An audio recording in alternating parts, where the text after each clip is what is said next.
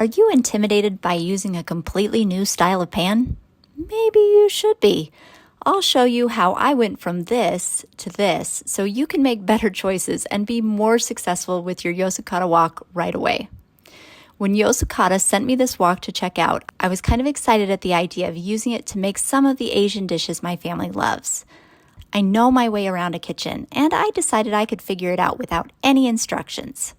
Big mistake. The pan is pre-seasoned, but you need to do another quick season before you start. My first mistake was I did this with extra virgin olive oil. And I thought I'd done a great job until I cooked an egg and it burnt to the wok. So then I scraped the pan, cleaned it with soap and water and a scrubber brush, big mistake too, and tried to season it again by putting more olive oil in and cranking the heat to high. Mistake number 3. This is what happened.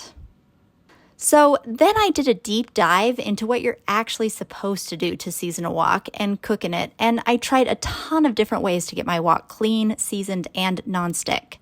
Here are my key takeaways. 1. There are a lot of ways to season a wok, but the one thing they all tell you is to use an oil with a higher smoke point. My extra virgin olive oil has a smoke point of around 320 degrees Fahrenheit. I didn't have any avocado oil or sunflower oil or vegetable oil, which all would have been ideal. But in the end, I was able to use canola oil, which has a smoke point of 400 degrees Fahrenheit, to do the job reasonably well. Number 2, the easiest way to season a wok on an electric glass stove that I found was to heat it on medium-high for 10 minutes without anything in it and then rub oil in it and let it sit. It's probably not the best way, but with the oil I was using and the stovetop I have, I just had too many issues with ways that involved cooking the oil on the surface of the pan. 3. If you need to clean a wok after a burnt-on mess, the easiest way I found was to heat 3 tablespoons of oil in the wok on medium heat and then add 3 to 4 tablespoons of salt.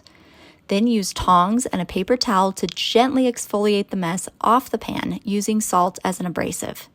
This did a lot less damage to the conditioned surface than my other methods. Number 4, when cooking, add more oil, several tablespoons. For some reason, I had it in my head that the conditioned surface would be enough to keep food from sticking.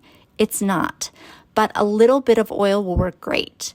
If you don't want oily food, just let it drip on the side of the pan for a little bit after it's mostly cooked. And after 5 hours of troubleshooting and following the directions of professionals, I finally made a mostly perfect fried egg.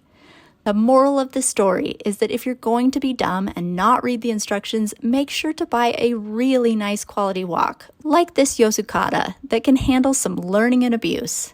And just read the instructions. If you found this review helpful, please like and subscribe. And if you want your own Yosukata wok, there's a link in the description below.